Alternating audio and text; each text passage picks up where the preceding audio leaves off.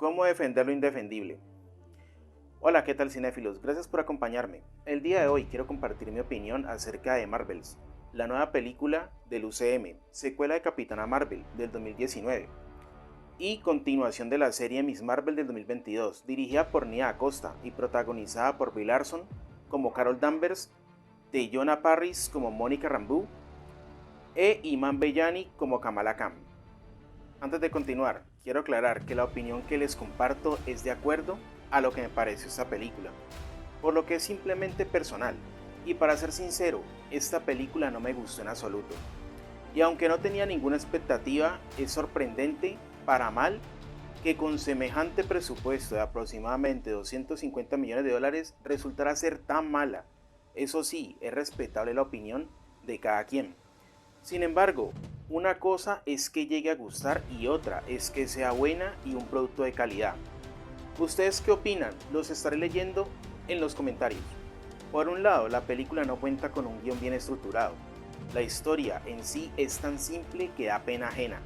Que al ser esta la película número 33 del universo cinematográfico de Marvel, no exista uno de los pilares fundamentales para el desarrollo de una película. Por lo tanto, termina generando de antemano un efecto dominó, ya que al carecer tanto de guión como historia, esta cinta no posee un lenguaje narrativo claro, dando paso al mal tratamiento de los personajes, haciendo que el espectador nunca se pueda sentir identificado. Por consiguiente, no logras empatizar, porque les falta profundidad, y esto para mí es un detalle importante, porque es algo que sí poseían las primeras películas de este universo.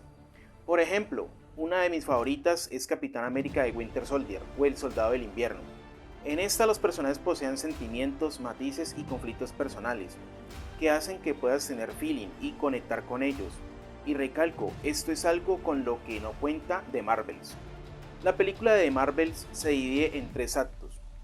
El primero de ellos es bastante frenético y te enseñan escena tras escena sin ninguna fluidez entre ellas, notándose la nefasta edición. El segundo acto es de lo más aburrido y desconcertante. Hay una princesa más en Disney, no les digo más. Y el tercer acto es donde se desenvuelve y se define la batalla final, que para mi gusto es bastante simplona y como a medio terminar, sin nada épico o memorable. Y ya a la final, la escena postcréditos. Ahora, en cuanto a la parte técnica, ambientación, fotografía y efectos especiales, esos parecen más enfocados a un formato seriado que a un largometraje que maneja un presupuesto tan alto, por lo que la estética visual resulta ser deficiente. Por otro lado, un punto a favor es su duración de 1 hora con 45, lo que la hace medianamente soportable.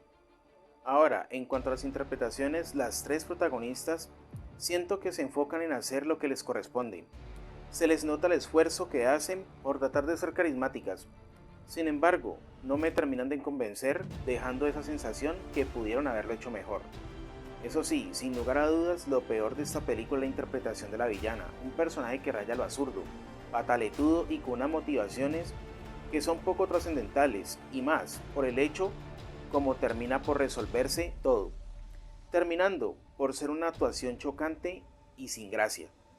Y por último, el plus del personaje de Nick Fury, quien solo sale por hacer la conexión con el USM, personaje que resulta zurdo y desaprovechado por la forma en que se desarrolla y se desenvuelve en esta cinta.